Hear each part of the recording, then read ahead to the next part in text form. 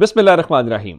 लाखों करोड़ों दुरूदो सलाम मोहम्मद मुस्तफ़ा सल्लल्लाहु अलैहि वसल्लम और आले मोहम्मद पर। मैं हूं उमर दराज गोंदल। जब मैं ये कह रहा हूं कि इस्टेब्लिशमेंट की बनी बनाई गेम खराब हो गई है, तो कैसे हमें ये बताया गया था कि जनाब ये इलेक्शन अक्टूबर में भी नहीं होंगे, बल्कि ये इलेक्शन तो अक्टूबर से पहले चले जाएंगे। और कहां अप्रैल के महीने में पाकिस्तान तहरीक इंसाफ ने इस्तीफे दिए थे और अगला साल शुरू होकर जनवरी आ गया है, इस्तीफे कबूल नहीं हो रहे थे। अब जरा इमरान खान ने जब ये सारा कुछ किया तो इस्तीफे इन्होंने कबूल कर लिए, और उसके बाद भी बात नहीं बनी। और पाकिस्तान तहरीक इंसाफ ने इनको डराने और धमकाने के लिए किया क्या कि कल तमाम अरकान असेंबली को इस्लामाबाद बुला लिया। जो दूर दराज से थे उनकी टिकट्स बुक हो गई कि आप इस्लामाबाद पहुंचे, और कल 10 बजे खैबर पख्तूनख्वा हाउस के अंदर पार्लिमानी पार्टी का इजलास बुला लिया, और उसके साथ जमान पार्क में मीटिंग करके नाम शाम फाइनल कर लिए। और ये कहा कि देखें जी, ये लोग आएंगे और ये हमारा होगा स्पीकर कौमी असेंबली, और ये स्पीकर कह रहा हूं, ये होगा अपोजिशन लीडर कौमी असेंबली के अंदर, ये होगा पब्लिक अकाउंट्स कमेटी का चेयरमैन, ये होगा पार्लिमानी पार्टी का लीडर। अब ये कहना था पाकिस्तान तहरीक इंसाफ का कि दो हरकतें मजीद कर दी गई। पहली बात, कल कौमी असेंबली का इजलास था दिन 11 बजे। कौमी असेंबली के इजलास के मुतालिक आज नोटिफिकेशन जारी किया गया, एक एलामिया जारी किया गया, और यह कहा गया नहीं जी कल कौमी असेंबली का इजलास नहीं होगा। बहुत अच्छी बात है अगर आप नहीं करना चाहते। उसके बाद तहरीक इंसाफ का पार्लिमानी पार्टी का इजलास अभी भी उन्होंने बुलाया हुआ, उन्होंने उसके अंदर कोई किसी किस्म की तब्दीली नहीं की, जिसका मतलब है कि वो डराएंगे। फवाद चौधरी ने बता दिया था हम कौमी असेंबली में नहीं जा रहे, हम सिर्फ और सिर्फ इस हद तक ही जाएंगे कि हमें ये पोस्टें संभालनी है। ये दुनिया की वाहिद हुकूमत है, ये हुकूमत अपनी बचाने आए थे। तारीख में पहली हुकूमत है जो अपोजिशन लीडर की कुर्सी बचाने के लिए इस हद तक जा रही है, क्योंकि अपोजिशन लीडर भी अपना लगाया हुआ है, राजा परवेज अशरफ। इससे आप इस सिस्टम को, ये सिस्टम लोगों के लिए कितना है आप उससे अंदाजा लगा लीजिए। पहले मरहले के ऊपर यह काम किया गया कि कौमी असेंबली का जो सेशन है वो मुलतवी किया गया या उसको डिले के ऊपर डाल दिया गया। अब उससे मैं जरा इमरान खान क्या कह रहे हैं, इमरान खान तो बार बार कह रहे हैं कि देखो मुल्क इंतखाबात में ताखीर किसी तौर पे मुतहम्मिल नहीं हो सकता। फिर आज हत्थे चढ़े राजा परवेज अशरफ, उनसे पूछा गया कि आप इमरान खान से, उन्होंने ऐलान किया, आप उससे डर गए? उनका नहीं जी नहीं, हमने जिन अरकान ने हमें इत्मीनान करवा दिया हमने इस्तीफे उनके मंजूर कर लिए। उन्होंने क्या इत्मीनान करवाया, कैसे इत्मीनान कराया, इस बारे में कोई क्राइटेरिया नहीं है। अब जरा अगली खबर मैं आपको जो बताना चाहता हूं, अगली खबर यह है कि मजीद पाकिस्तान तहरीक इंसाफ के, जिसमें फखर इमाम है, ये बाकी सीनियर लोग हैं जो अपोजिशन लीडर का ओहदा संभाल सकते हैं, मजीद 25 से 30 इस्तीफे मंजूर किए जाने का इम्कान है। और इस हवाले से काम शुरू कर दिया गया है ताकि फौरी तौर पर इस्तीफे मंजूर किए जाएं, और उसके बाद इलेक्शन कमीशन ऑफ पाकिस्तान उनको डी नोटिफाई कर दिया। मुझे ये बताइए कि आपका और एस्टैब्लिशमेंट का जो खेल था कि हमने इलेक्शन नहीं होने देने, अब भी यही लोग दावे कर रहे हैं देखें जी इलेक्शन ना होगा पंजाब का, ना होगा खैबर पख्तूनख्वा का, ना होगा इन सीटों के ऊपर।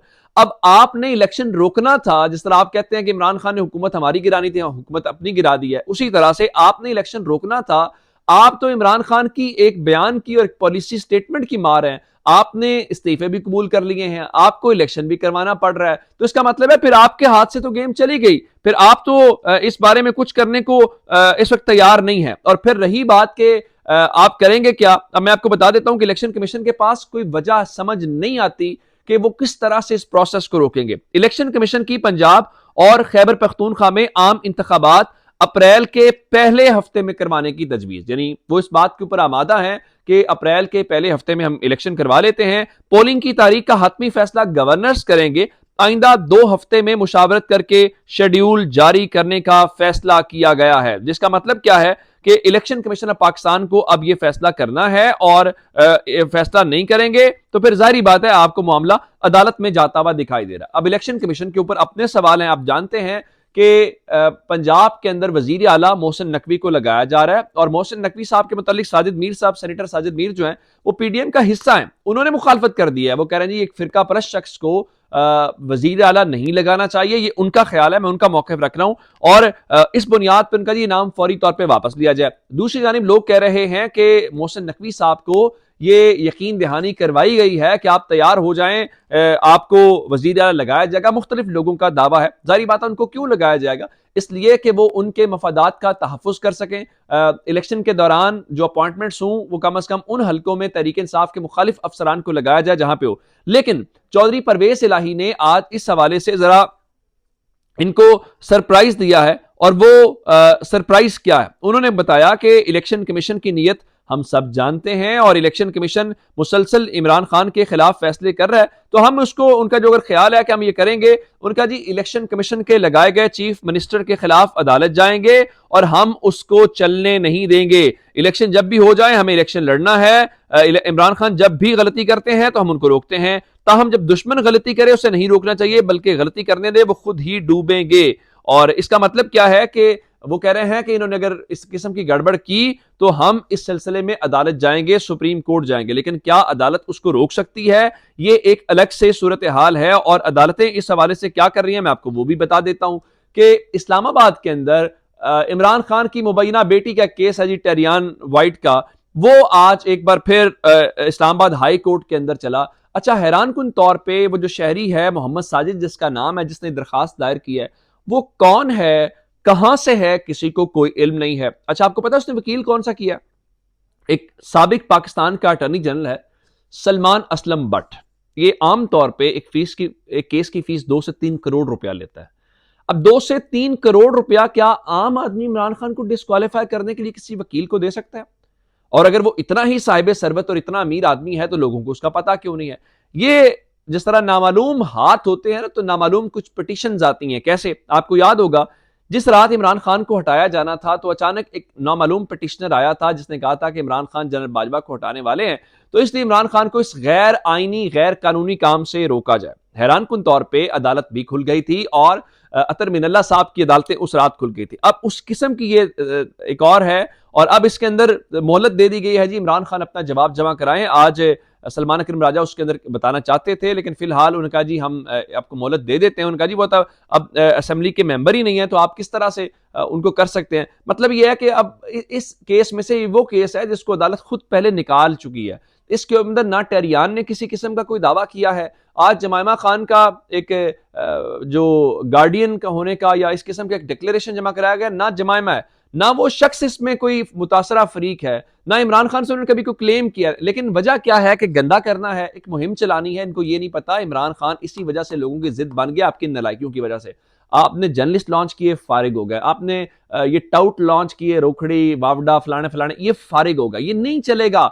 अवाम को फैसला करने दो। और अपनी सूरत हाल देख लीजिए कि मंसूर उस्मान आवान को अटॉर्नी जनरल लगाया गया, उसकी सदर ने मंजूरी भी दे दी लेकिन नोटिफिकेशन नहीं हुआ। आज मंसूर उस्मान आवान ने अटॉर्नी जनरल बनने से माजरत कर लिया। हुकूमत की इससे बड़ी सुबकी क्या होगी कि कोई इसकी जिम्मेदारी लेने को तैयार नहीं, जिसने भी रोका है। और दूसरी जानिब अदालतों का हाल आप ये भी देख लीजिए कि आसिफ जरदारी के हक में फैसला आ गया। मैंने आपको बताया था कि वो जो केस था ठट्ठा वाटर सप्लाई रेफरेंस, उसमें उसने जरदारी ने ये नहीं कहा मैं बेगुनाह हूं, बल्कि कहा कि वो नैब तरामीम है तो इहतसाब अदालत का दायरा इख्तियार नहीं बनता, इसलिए आप ये केस जो है वो वापस करें। तो अदालत ने कहा जी आप बिल्कुल दुरुस्त कह रहे हैं। और अदालत ने वहां पे क्या किया है कि उनका अब ये जो केस है वो वापस नैब में भेज दिया है। क्या कहने, सुबहान अल्लाह। यानी दुनिया में आमतौर पे ये डिफेंस होता है मैं बेगुनाह हूं, एविडेंस देते हैं। पाकिस्तान में डिफेंस ये है जी चूंकि तरमीम हो चुकी हैं तो दायरा इख्तियार नहीं, इसलिए वापस भेजो, और वो वापस भेजते हैं। उधर शहबाज गिल साहब जो हैं उनके खिलाफ एफआईआर ने एक और मुकदमा दर्ज कर लिया है और उनको गिरफ्तार करने की कोशिश की गई, लेकिन वो आज लाहौर हाई कोर्ट पहुंच गए और लाहौर हाई कोर्ट में उन्होंने हिफाजती जमानत दायर की, जिसके बाद अदालत ने फिलहाल एफआईए को शहबाज गिल को गिरफ्तार करने से रोक दिया है और 24 जनवरी तक उनकी हिफाजती जमानत मंजूर कर ली गई। चलिए, उस वक्त तो जनरल बाजवा थे या वो गिरफ्तार करवाने की कोशिश करते थे या सारा कुछ था, लोग उनके ऊपर इल्जाम आते रहे, लेकिन अब कौन है जो शहबाज गिल को गिरफ्तार करना चाहता है? आज हमारे दोस्त सहाफी शाहिद असलम साहब रिहा हो गए हैं, एक बहुत बड़ी हम सबकी कामयाबी है। उनके वकील जो हैं उनकी बहुत बड़ी कामयाबी है सहाफती बिरादरी की। तो उनको किसने गिरफ्तार किया? राना सनाउल्लाह रात को हामिद मीर को कोई जवाब इसके ऊपर नहीं दे सके और यही कहा जी देखे जो हमारे साथ सलूक हुआ शाहिद असलम के साथ नहीं हुआ। किसने गिरफ्तार किया, किसके कहने के ऊपर? जनरल बाजवा तो उसमें फरीक भी नहीं है। अच्छा, अब एक और कराची की अपडेट्स भी आपको देना जरूरी है और कराची की अपडेट्स ये हैं कि वहां पे मेयर लगना है। मेयर किस जमात का आना है? आया वो पाकिस्तान तहरीक इंसाफ का आना है या वो पीपल्स पार्टी का आना है या जमात इस्लामी का आना है? अब वहां पे रिकाउंटिंग हो रही है, जमात इस्लामी करिए रिकाउंटिंग रोके। आज की खबर यह है कि तहरीक इंसाफ की 2 सीटें मजीद बढ़ गई रिकाउंटिंग के नतीजे में, जिसके बाद जमात इस्लामी को करिए आप हौसला रखें, हम चीजें मैनेज कर लेंगे। और जमात इस्लामी के आज अपना पीपल्स पार्टी की जो सईद गनी है वो जमात इस्लामी के हाफिज नईमुर रहमान से मिलने गए और हाफिज नईमुर रहमान साहब ने कहा जी हमने तो एक निकाती एजेंडे के ऊपर बात की है कि फिलहाल नताइज के हवाले से तहफुजात हैं, वो दूर किए जाएं, तहफ़्फ़ुज़ात दूर होंगे तो फिर बाकी बातें होंगी। लेकिन असल शोर यही है और रौला यही है कि बस मेयर हमें मिले, लेकिन जमात कह रही है जी मेयर हम ही लगाएंगे। अब देखिए वो पीपल्स पार्टी के साथ इत्तेहाद करते हैं, जमात तहरीक इंसाफ के साथ करना, वैसे तहरीक इंसाफ के साथ चाहिए। जमात इस्लामी अगर पीपल्स पार्टी के साथ करेगी तो क्या जवाब देगी, लेकिन सियासत है, कुछ पता नहीं चलता। अपना बहुत सारा ख्याल रखिएगा। खुदा हाफिज़।